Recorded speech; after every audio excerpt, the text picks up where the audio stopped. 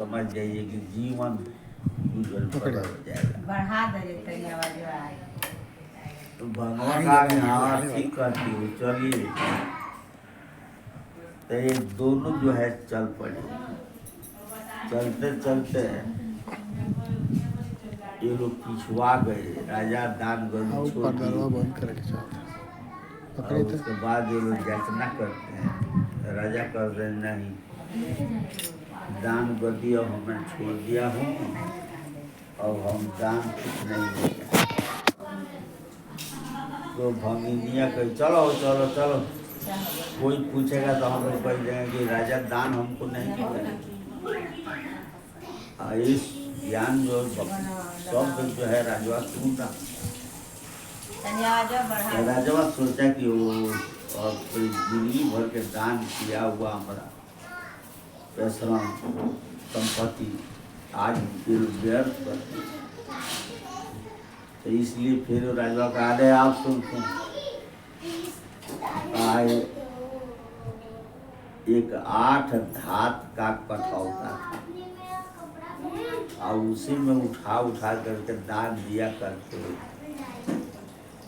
ऐसा है कि वो कठौतरों दे दिया, ले जा।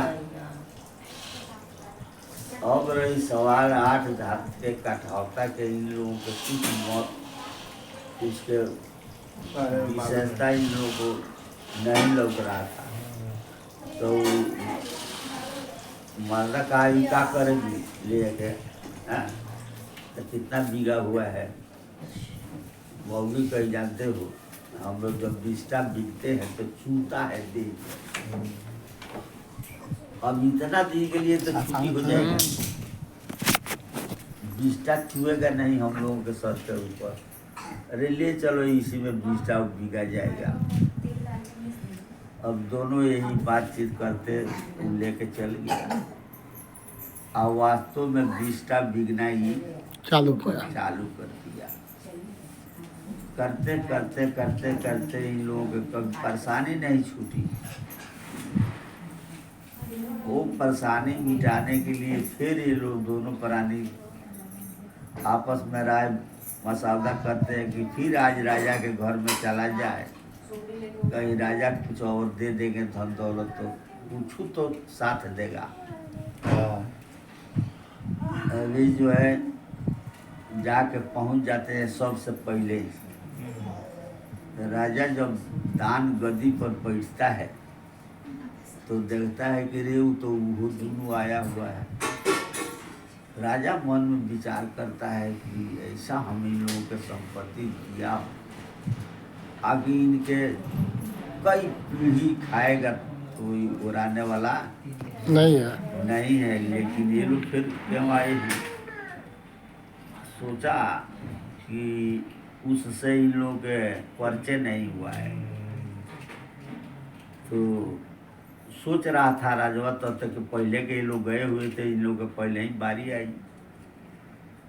राजा कहा पूछा कि बताओ हमने जो दिया था वो क्या हो गया। हाँ महाराज, हम लोग बहुत जोगा कर रखे हैं, बिस्टा उठा बिकना होता है तो उसी से बिकते हैं जो कि हम लोग के देह के ऊपर चूता नहीं है।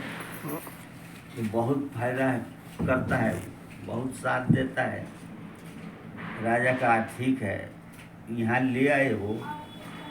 अब हाँ ले आओ, मेरे को दे दो। तो वो ले आके दे दिया। और कबाड़ सबाड़ राजा कहा कि उठा लो, जो नहीं इच्छा करे उठा लो। अब ये लोग जो बूझ में आया उठा लिया।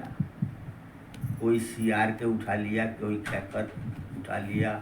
मैंने 84 लाख ही के संपत्ति ये लोग उठा लिए। और वो जो 8 धात के कठौता है वो मालिक ने ले लिया। इन लोगों को उसी स्थान पर भेज दिया। जाओ जैसे मन करे वैसा करो, कोई बात नहीं है। तो 8 धात का कठौता ये हम लोगों के मनुष्य के शरीर है। अच्छा। राजा जो है परमात्मा है। अब भंगिन जो है संसार के जीव कबाड़ बिटोरने वाला है। अब रही सवाल कि मनुष्य के जन्म लिया जाता है और 84 के संपत्ति इनको 84 दिया जाता है, उसी में इन लोगों को बहाल कर दिया जाता है। क्यों? उसमें खुश होके लाया होगा। हाँ, मगन हो गया। हाँ, जब ढेर संपत्ति मिल गया। इधर जो है अब मनुष्य के चोला ले लिया गया, 84 के चोला में बहाली कर दिया गया। जा, तुमको यही पसंद है तो इसी के में लेकर के राज करो, इसमें क्या है। लेकिन ये 8 धात वाला संपत्ति के तूने कभी पहचान नहीं किए, तो नहीं किए हो तो लेके क्या करोगे। उसी तरीका से जो हम लोग 8 धात के जो कठौता में हम लोग बोल रहे हैं, हम लोग इसके पहचान नहीं किए हैं, नहीं करते हैं कि हम लोग किस स्थान से बैठे हैं, कौन सा ये 8 धात के कठौता है, इसको कैसे रखना चाहिए, इससे कौन सा कैसे व्यवहार रख लेना देना चाहिए। ये सब हम लोगों के भूल जाने के चलते जो है वो परमात्मा जो है ये शरीर मनुष्य के ले लेता है, 84 में फेंक देता है। बोलने वाला को कीमत ही नहीं पहचानते हैं। हाँ, तो कौन पहचानता है? कोई पहचानते हैं थोड़े। वो संपत्ति लिया गया, अब उधर बाहर किया गया। भेड़ बकरी की बोली बोलने वाला दे दिया गया। तो सदगुरु कबीर साहब, उनका नाम है दीन दयालु, दया के सागर, ज्ञान के आगर, शब्द के स्वरूप, बंदी छोड़, परम दयालु, परमात्मा, मैंने ऐसे ऐसे शब्दों से उनके नाम के संबोधित किया गया है। जो घर घर में व्यापक है। हाँ, जो घट-घट में व्यापक है, जो घट-घट के ये चलाने वाला है, डुलाने वाला है, बुलाने वाला है, तो वो तो सबके अंदर बैठा हुआ है, लेकिन सब कोई उसको समझ नहीं पाते। कठिन विषय है। अब इसमें रही सवाल कि अगर सब कोई नहीं समझ जाते हैं, फिर भी कुछ तो समझ ये जाते हैं साहब के कि अपना जिंदगी को, अपना अपना अस्तित्व को बैठा जुगा लेते हैं, बचा लेते हैं, भक्ति भजन करते हैं, परमात्मा की आराधना करते हैं, सुमिरन करते हैं, भजन करते हैं। तो सुमिरन भजन करना एक इशारे का सवाल है।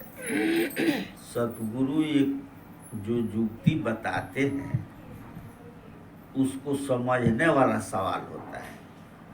सतगुरु हम लोगों को बता देते हैं, जब हम नाम दान देते हैं, ये 2 बाह वाला सतगुरु लोग जैसे हमरा ऐसा, तो पहले बता देते हैं कि सतनाम कहो। आज से तुमको क्या कहना है? सतनाम।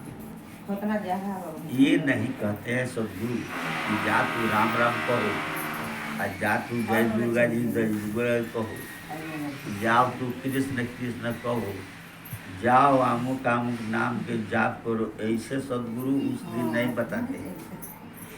जिस रोज शरणागति लेते हैं जीव को, उसी रोज उसी टाइम पल भर में जीव को तार देते हैं।